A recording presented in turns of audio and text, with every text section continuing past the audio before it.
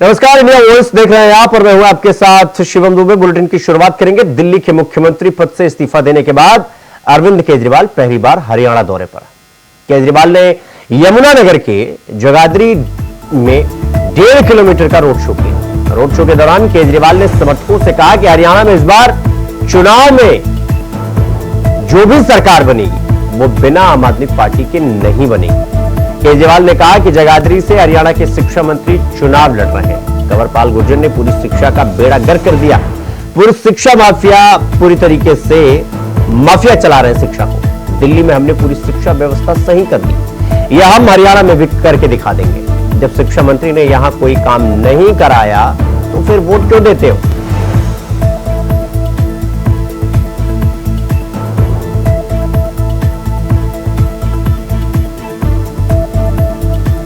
तो यमुनानगर में road show से अब सवाल यह कि क्या माहौल बनेगा। जिस तरह से दिल्ली के मुख्यमंत्री पद से इस्तीफा देने के बाद अरविंद केजरीवाल हरियाणा विधानसभा चुनाव में उन्होंने पहला रोड शो किया और पूरी तरीके से जी जान लगाकर अरविंद केजरीवाल वो विधानसभा चुनाव में उतरते हुए नजर आ रहे हैं। और न सिर्फ उतरते हुए नजर आ रहे हैं बल्कि मौजूदा सरकार पर लगातार हमलावर भी। वो कह रहे हैं कि यहां के शिक्षा मंत्री पूरी शिक्षा को माफिया के हाथों में दे दिया। हमने दिल्ली में देखिए एग्जाम्पल सेट कर दिया है। हमने दिल्ली की शिक्षा को पूरी तरह बदल कर रख दिया। इस खबर पर हमारे साथ हमारे सहयोगी पुष्पेंद्र हमारे साथ न्यूज रूम से जुड़ गए हैं। पुष्पेंद्र, जिस तरीके से लगातार इस बात का अंदेशा था कि केजरीवाल मुख्यमंत्री पद से इस्तीफा देने के बाद सीधा रुख करेंगे हरियाणा विधानसभा की तरफ, और अब जब वो मैदान में उतर चुके हैं तो जाहिर सी बात है एक के बाद एक वो बयानों के वार भी देखने को मिल रहे हैं। पुष्पेंद्र, देखिए बिल्कुल शुभम, सबसे बड़ी बात यही है कि मुख्यमंत्री पद से इस्तीफा देने के बाद अरविंद केजरीवाल पहली बार हरियाणा विधानसभा के चुनाव में पहली बार यमुनानगर में चुनाव करने के लिए उतरे हैं। उन्होंने अपने प्रत्याशी आदर्श पाल के नेतृत्व में प्रचार किया है और साफ तौर पर उन्होंने वही किया जिसका अंदाजा लगाया जा रहा था कि विधानसभा चुनाव में अरविंद केजरीवाल अपने इस्तीफा देने की बात को कई बार दोहराएंगे और इसको एक इमोशनल कार्ड के जरिए से वहां पर फैला देंगे। तो वही हुआ। अरविंद केजरीवाल ने आज रोड शो के दौरान यही बात कही कि मैंने इस्तीफा दे दिया है और जब तक जनता मुझे नहीं चुनेगी तब तक मैं वापस नहीं आऊंगा। और यही अपील उन्होंने यमुनानगर में अपने प्रत्याशी के लिए की है कि अगर मेरा प्रत्याशी ईमानदार है और आम आदमी पार्टी ईमानदार है तो ही वोट करना। और उन्होंने साफ कर दिया है कि हरियाणा में किसी की भी सरकार बने, आम आदमी पार्टी के बिना किसी की सरकार नहीं बन सकती। तो यहाँ पर अरविंद केजरीवाल अपने आप को किंग मेकर की भूमिका में मान रहे हैं। नहीं पुष्पेंद्र, लोकसभा चुनाव में जिस वक्त जेल से बाहर आए थे पैरोल पर अरविंद केजरीवाल, उन्हें चुनाव प्रचार करने के लिए मौका दिया गया था। जब वो बाहर आए थे तो उन्होंने कुछ इसी तरीके का बयान दिया था कि अगर आप वोट देंगे, अगर आप सीट देंगे, हमें जितवाएंगे तो मैं जेल जाने से बच जाऊंगा। मैं यही समझूंगा कि आप मेरे साथ खड़े। लेकिन हुआ जस्ट उल्टा, उसका पूरा उलट गया, पूरा मामला वैसा वर्षा हो गया। अब सवाल ऐसे में ये कि जिस तरीके से अरविंद केजरीवाल फिर वही भाषा बोल रहे हैं, क्या इससे प्रभाव पड़ेगा या पूरी तरीके से लोकसभा चुनाव में जो हमने देखा वही होने वाला है, नील बटे सन्नाटा? देखिए साहब, अगर लोकसभा चुनाव की बात करें तो लोकसभा चुनाव में आम आदमी पार्टी को वो फायदा नहीं मिल पाया जो अरविंद केजरीवाल धरातल पर लेकर उतरे थे और जिसकी अरविंद केजरीवाल को उम्मीद थी। तो अब यहाँ पर वो उतर चुके हैं मैदान में। अब क्या फायदा मिलने वाला है वो तो आने वाले टाइम में पता चलेगा। लेकिन जो हरियाणा की जनता और हरियाणा में आम आदमी पार्टी के जो समर्थक हैं, जो कार्यकर्ता है, वो काफी टाइम से इंतजार कर रहे थे कि अरविंद केजरीवाल चुनावी मैदान में उतरे। तो आखिरकार अरविंद केजरीवाल ने चुनावी मैदान में एंट्री कर ली है और यमुनानगर से पहली बार उन्होंने चुनावी प्रचार किया। तो वहीं जो शिक्षा मंत्री कंवरपाल गुर्जर है उन पर उन्होंने जमकर निशाना साधा और कई तरह की बातें भी कही है कि अगर उन्होंने शिक्षा को लेकर किसी तरह का कोई काम नहीं किया है तो आप लोग आखिर उनको वोट दे क्यों रहे हो। तो कई तरह से जनता को लुभाने की कोशिश यहाँ पर अरविंद केजरीवाल ने की है। और जो अंदाजा शुरू से ही लगाया जा रहा था कि अरविंद केजरीवाल इस्तीफा देने के बाद विधानसभा चुनाव में कुछ ना कुछ फायदा उठाने की कोशिश जरूर करेंगे, तो वही इमोशनल कार्ड अरविंद केजरीवाल यहाँ पर खेलते हुए नजर आ रहा है। पुष्पेंद्र, अब जब अरविंद केजरीवाल ने यह बयान दिया कि सरकार किसी की भी बने, बिना आम आदमी पार्टी के सहयोग से सरकार किसी की भी नहीं बन सकती है, चाहे वो कांग्रेस हो या बीजेपी।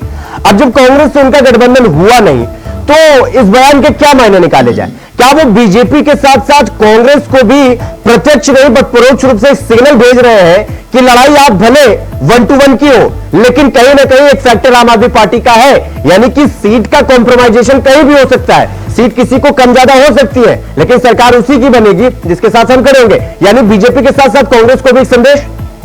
पुष्पेंद्र, देखिए कई तरह के बयान हरियाणा विधानसभा चुनाव में नेताओं के आ चुके हैं। भूपेंद्र सिंह हुड्डा कहते हैं कि हरियाणा विधानसभा का चुनाव बीजेपी और कांग्रेस का ही चुनाव है और किसी पार्टी का नहीं है, और जो पार्टियां हैं वो सब वोट काटने वाले काम करेंगे। लेकिन यहाँ पर अरविंद केजरीवाल साफ तौर पर कहते हुए नजर आ रहे हैं कि आम आदमी पार्टी यहाँ पर किंग मेकर की भूमिका में है और कोई भी पार्टी अपनी सरकार आम आदमी पार्टी के बिना नहीं बना सकती। तो अरविंद केजरीवाल की तरफ से सीधे सा एक संदेश है कि अगर बीजेपी की पार्टी हो या फिर कांग्रेस हो, अगर कोई भी बहुमत से दूर रहता है तो ऐसे में आम आदमी पार्टी उनको समर्थन दे सकती है। सीधा सा इस बात का यही मतलब निकाला जा सकता है। और इसके अलावा 90 सीटों पर आम आदमी पार्टी चुनाव लड़ ही रही है और आम आदमी पार्टी इस विधानसभा चुनाव में कितनी सीटें जीत पाती है वो मायने रखता है। जी ठीक है पुष्पेंद्र, बहुत बहुत धन्यवाद आपका हमसे जुड़ने के लिए और इस खबर पर जानकारी हमारे साथ विस्तार पूर्वक साझा करने के लिए।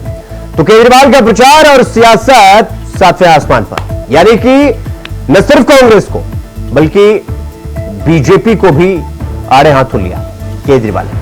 उन्होंने कहा कि सीट हो सकता है कम ज्यादा हो जाए, लेकिन सरकार उसी की बनेगी, मतलब जिसके साथ हम खड़े होंगे।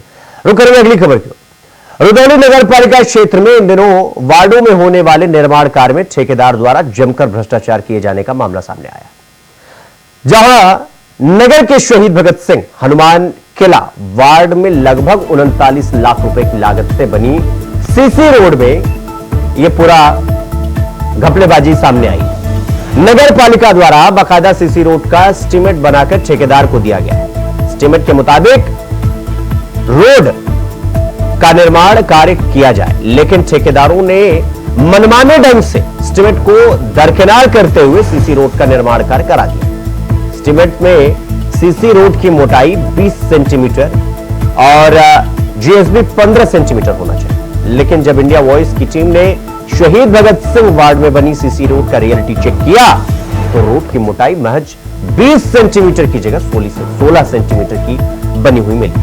अब इससे यह साफ जाहिर है कि ठेकेदार ने सीसी रोड का निर्माण कार्य एस्टीमेट के मुताबिक नहीं करवाया।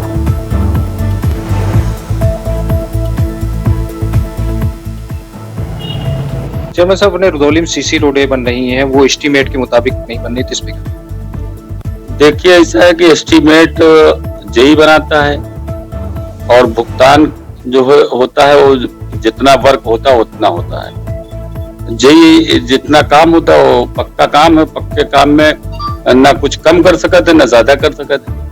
तो जेई जो बिल बना होते एई उसको प्रमाणित करता है, उसके बाद ईओ सिग्नेचर करता है, उसके बाद आखिरी सिग्नेचर हमारी। अगर एस्टीमेट के मुताबिक कार्य नहीं हो रहा तो उस पे क्या? अगर कोई कार्य एस्टीमेट के मुताबिक नहीं है तो उसमें कटौती की जाएगी। सीसी रोड बनी हुई है आपकी नौ बाजार की तरफ से लेकर के जो है डॉक्टर अच्छू की तरफ, तो गैर मानक अनुसार बनी है, एस्टीमेट के मुताबिक नहीं बनी। जो भी निर्माण कार्य किया जाता है, चाहे इंटरलॉकिंग हो, चाहे सीसी हो, चाहे पेंटिंग रोड हो, सब जो है जेई और एई के सुपरविजन किया जाता है। हम लोग भी मौके पर जाते हैं, अगर इस टाइम कोई शिकायत है तो उसकी शिकायत को जो है दूर किया जाएगा। पुनः एक बार हम और अभियंता को भेज करके उसका परीक्षण करवा लेंगे। तो रुदौली नगर पालिका में जो ठेकेदार सीसी रोड का निर्माण कराया गया है शहीद भगत सिंह वार्ड और हनुमान किला वार्ड के अंतर्गत, और ये सड़क सीसी रोड में दिखाना चाहूंगा कि लगभग 39 लाख रुपए की लागत से निर्माण कार्य हुआ है और एस्टीमेट के मुताबिक जो सड़क की सीसी की मोटाई है वो दिखाई गई है 20 सेंटीमीटर और जीएसबी जो है लगभग 10 से 12 सेंटीमीटर की मोटाई होनी चाहिए, लेकिन यहाँ पे जो है मानक के विपरीत यहाँ पे ठेकेदार द्वारा काम किया गया है। और मैं यहाँ पे कैमरा पर्सन से कहूंगा कि यहाँ पे साफ तौर पे जो इसकी मोटाई है वो देखी जा रही है कि जो मानक है वो 20 सेंटीमीटर के करीब है और जो यहाँ पे जो बनाया गया है, तो यहाँ पे देख सकते हैं साफ तौर पे जो ये सीसी रोड की मोटाई का निर्माण कार्य कराया गया वो 16 सेंटीमीटर के करीब में है और जबकि इसका जो निर्माण कार्य कराया गया वो 20 सेंटीमीटर होना चाहिए। ये कितने सेंटीमीटर निकला है? 16 सेंटीमीटर। ये जो सड़क की अभी नाप की गई है, इसकी मोटाई सीसी रोड की कितनी निकली? 16 सेंटीमीटर। तो एस्टीमेट में 20 सेंटीमीटर है, तो क्या कहेंगे इसमें? 20 सेंटीमीटर होना चाहिए इसको। भ्रष्टाचार हुआ है ना कहीं? हाँ, भ्रष्टाचार तो हुआ है। कार्रवाई होनी चाहिए ठेकेदार को। हाँ, होना चाहिए कार्रवाई। क्या नाम पता? राजेश।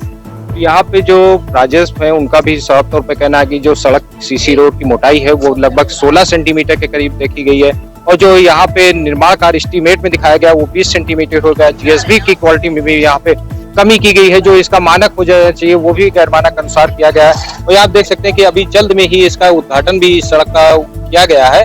और यहाँ पे जो कुछ लोग भी हैं उनसे भी हम बात करते हैं, ये क्या कहेंगे कि सड़क सीसी रोड का निर्माण कार्य 1 महीने पहले हुआ, गैर मानक अनुसार हुआ?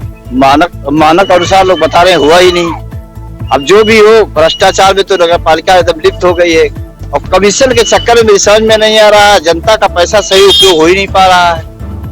और एस्टीमेट के मुताबिक दिखाया गया सड़क की मोटाई 20 सेंटीमीटर होनी चाहिए, लेकिन अभी इंडिया वाइज ने इस सड़क की मोटाई को नापा है तो 16 सेंटीमीटर निकली। तो इस पे क्या? देखिए, जब से इंडिया वाइज रुदौली में किया है तब से इतने भ्रष्टाचार के अंबार के पुल खुल गए हैं कि क्या किया जाए, जबकि अब की सारे अधिकारी सामने बैठे हुए हैं, और भ्रष्टाचार यहाँ से नीचे से लेके ऊपर तक है। ऐसी बात नहीं है कि 30% रोड में खर्चा होता है, 60% कमीशन, 70% कमीशन हो जाता है। अफजल थे, उनका साफ तौर पे कहना है कि अगर रोड पे जो भी भ्रष्टाचार करने वाले ठेकेदार हैं उनके खिलाफ कार्रवाई होनी चाहिए, और जो एस्टीमेट है उसी के मुताबिक यहाँ पे सड़क का निर्माण कार्य होना चाहिए। लेकिन ये सड़क जो है गैर मानक अनुसार हुई है। अब ये देखने वाला होगा जो संबंधित ठेकेदार है उनके खिलाफ कब कार्रवाई होती है। सहयोगी रमेश पांडे के साथ विनय मिश्रा, इंडिया वाइज, अयोध्या।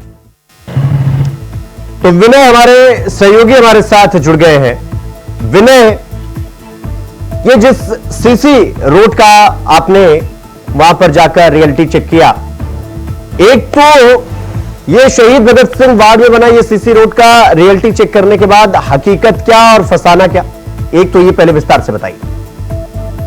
बिल्कुल, यहाँ पे आपको बता दूं कि जो सीसी रोड का निर्माण कार्य भी 1 महीने पर जो है 45 लाख रुपए की लागत से किया गया है। तो इसका एस्टीमेट का बिल बना है वो लगभग 45 लाख और उसमें जो मानक दिखाया गया वो 20 सेंटीमीटर दिखाई दी, उसका रियलिटी चेक किया है, ये 16 सेंटीमीटर की निकली है। उससे काफी 15 सेंटीमीटर की, वो लगभग 4-5 सेंटीमीटर बढ़ी है। तो इससे साफ रहेगा कहीं न कहीं इससे भ्रष्टाचार किया गया है। और इस मामले को लेकर के जो ये सेवा की उन्होंने जांच करने की बात की है, की जांच करने की है, देखने वालों में ये जांच कब पूरी होती है और जो संबंधित ठेकेदार है उनके खिलाफ यहाँ पे कब कार्रवाई की जाती है। यहाँ पे मानक अनुसार काम हुआ है, एस्टीमेट 20 सेंटीमीटर से दिखाया गया और वजन पे 16 सेंटीमीटर। तो विनय, जिस सीसी रोड का आपने रियलिटी चेक किया, आपने पूरा ये जब चेक किया 20 सेंटीमीटर होना चाहिए था और 16 सेंटीमीटर है, इसको लेकर इससे जुड़े ठेकेदार अधिकारी इनसे मतलब किसी से बातचीत करने की कोशिश की, उनका क्या पक्ष था, क्यों 20 सेंटीमीटर की रोड 16 सेंटीमीटर रह गई? बिल्कुल, यहाँ पे जो अधिकारी है उनका कहना है कि एस्टीमेट के मुताबिक ही कार्य हुआ है, जेई और टेक्निकल होते हैं उनके सुपरविजन में काम हुआ है, और एस्टीमेट में जो है उसी अनुसार काम होना बताया जा रहा है। लेकिन जब इंडिया वाइज ने इस मामले पर रियलिटी चेक किया तो वो 16 सेंटीमीटर निकली है। अब इस मामले को लेकर के अधिकारी को जवाब देना पड़ेगा कि एस्टीमेट में 20 सेंटीमीटर है और पूरे टाइम 16 सेंटीमीटर है। तो आप ये गोलमाल क्या चल रहा है कि संबंधित ठेकेदार है उनसे यहाँ पे बात करने की कोशिश की, लेकिन उनका फोन रिसीव नहीं हुआ। तो इसके साथ जो है कहीं न कहीं जो अधिकारी है और ठेकेदार है यहाँ से भागते हुए नजर आ रहे हैं, बोलने को तैयार नहीं है। जी नहीं तो विनय, जब आपने अधिकारियों से बातचीत करने की कोशिश की ठेकेदारों से, तो आरोप प्रत्यारोप का दौर शुरू हो गया। जेई और एई की पूरी कहानी सुनाई जा रही है कि ऐसा हुआ, जेई जाने एई जाने। सवाल यह कि क्या इसमें प्राइमा फेसी यानी प्रथम दृष्टिया देखने के बाद क्या बड़ा घोटाला सामने निकल कर नहीं आता है, या पूरी तरीके से इसमें घुसखोरी हुई है?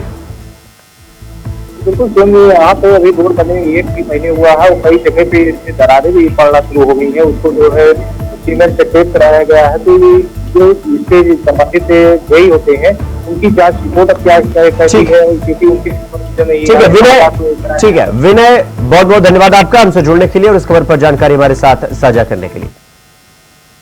तो एस्टीमेट के मुताबिक निर्माण नहीं हुआ है सीसी रोड का, और 20 सेंटीमीटर की रोड को मात्र 16 सेंटीमीटर में तब्दील कर दिया गया, यानी 4 सेंटीमीटर का घोटाला।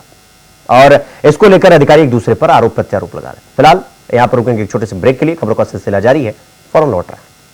ब्रेक के बाद एक बार फिर आप सबका स्वागत है। मेरे साथ रुक करेंगे अगली और बड़ी खबर की ओर। अगली खबर लखनऊ से है, जहां समाजवादी पार्टी के अध्यक्ष अखिलेश यादव ने डायरेक्ट अटैक किया है मुख्यमंत्री के ऊपर। एक्स पर पोस्ट कर जमकर निशाना साधा है। उन्होंने असली और नकली संत की पहचान बताई है।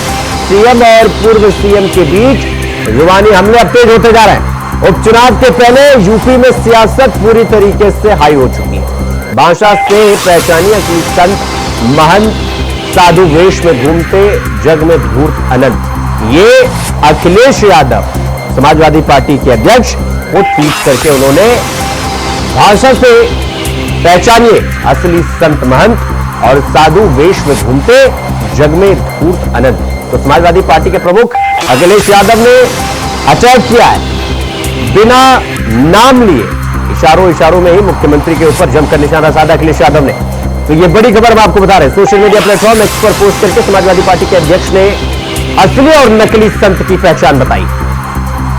और अखिलेश यादव ने जो ट्वीट किया है उसको पढ़िए। भाषा से पहचानिए असली संत महंत और साधु वेश में घूमते जग में धूर्त अनंत। तो ये अखिलेश यादव ने सोशल मीडिया प्लेटफॉर्म पर ट्वीट किया। और उपचुनाव के पहले यूपी की सियासत साफ तौर पर मुख्यमंत्री वर्सेस पूर्व मुख्यमंत्री होती हुई दिखाई दे।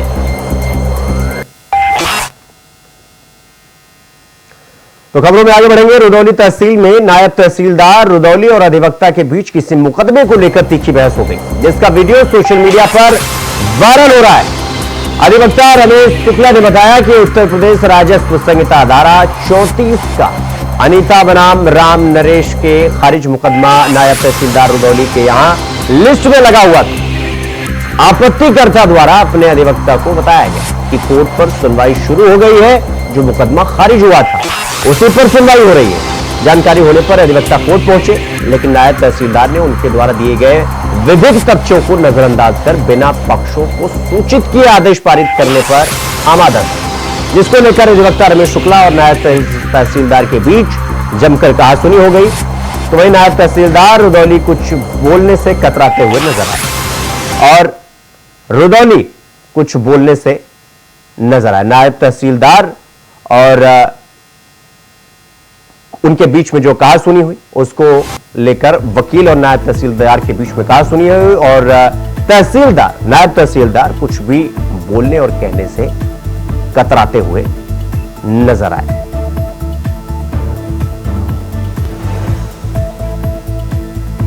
तो फिलहाल ये जो वीडियो है इसकी पुष्टि इंडिया वॉइस नहीं करता है, लेकिन अयोध्या से ये पूरा मामला आया है सामने। मुकदमे को लेकर कहासुनी वकील और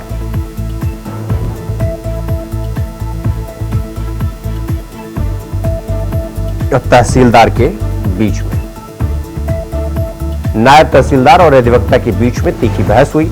मुकदमे को लेकर कहासुनी हुई और जिसके बाद ये वीडियो भी वायरल हो रहा है। हालांकि इस वीडियो की पुष्टि इंडिया वॉइस नहीं करता है।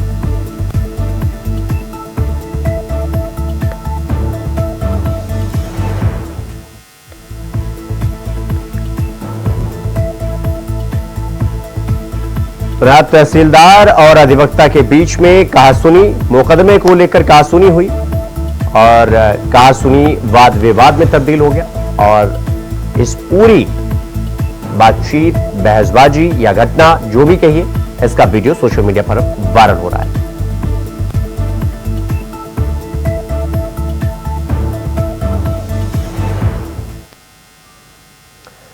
खबरों में आगे बढ़ेंगे। उत्तर प्रदेश के मुख्यमंत्री योगी आदित्यनाथ गोरखपुर के दौरे पर हैं, जहां मुख्यमंत्री योगी महंत दिग्विजयनाथ की 55वीं पुण्यतिथि श्रद्धांजलि सभा में पहुंचे, जहां सीएम योगी ने कहा कि वो समाज के लिए काम करते रहे।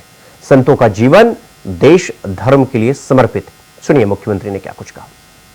राज ने अपना पूरा जीवन समर्पित करते हुए पूरी ध्येय निष्ठा के साथ उसके अनुरूप उन्होंने जीवन जिया था और व्यापक समाज के अंदर उस प्रकार की जन जागृति लाने का कार्य भी किया था। धर्म के जो दो हेतु हैं, एक सांसारिक उत्कर्ष का और दूसरा निःश्रेयस का। जीवन को हमने 4 पुरुषार्थों में बांटा है, लेकिन मार्ग प्रारंभ होता है धर्म से और उसका चरम उत्कर्ष है मोक्ष।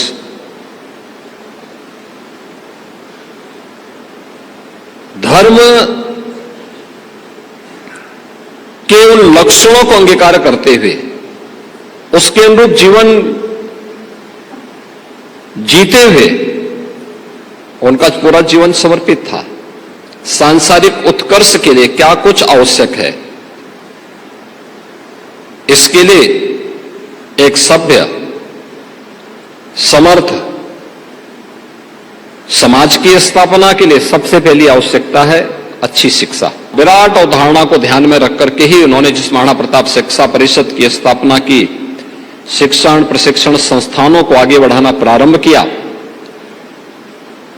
जब गोरखपुर में विश्वविद्यालय की स्थापना आजाद भारत में प्रारंभ हुई, मांग हुई, नई सरकार थी, पैसा नहीं था, तो गोरखपुर में विश्वविद्यालय स्थापित हो। उस समय राज्य सरकार ने कहा था कि 50 लाख रुपए की प्रॉपर्टी या 50 लाख रुपए का कैश जहां से हमें प्राप्त होगा वहां पे हम विश्वविद्यालय बनाएंगे। तो उस समय भी अगर कोई संस्था सामने आई थी तो वह ब्रह्मलीन महंत दिग्विजय नाथ जी सामने आए थे। उन्होंने कहा कि भाई ठीक है, हम लोग पैसा देते हैं, हम व्यवस्था बनाते हैं।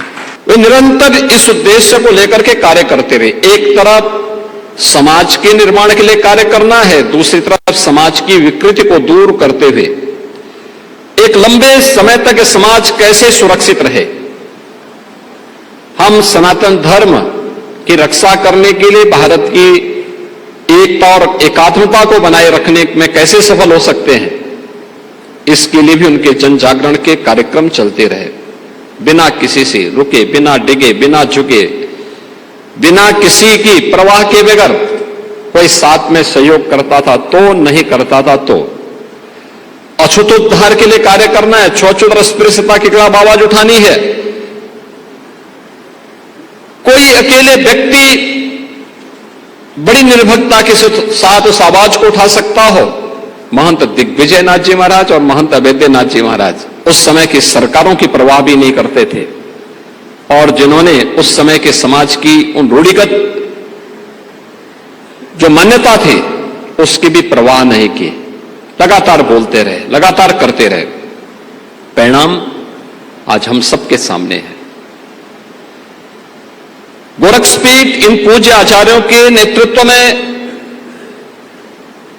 नाम के लिए नहीं काम करता है।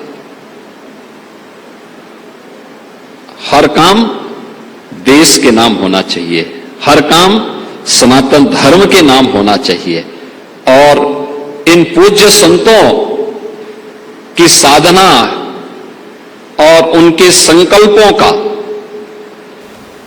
एक परिणति थी जब 5 सदी के बाद अयोध्या में श्री राम जन्मभूमि पर प्रभु राम लला का भव्य मंदिर निर्माण के साथ ही रामलला विराजमान हुए। तो बुलेटिन में फिलहाल अभी के लिए बस इतना ही। देश और दुनिया की तमाम खबरों को देखने के लिए देखते रहेंगे वॉइस। नमस्कार।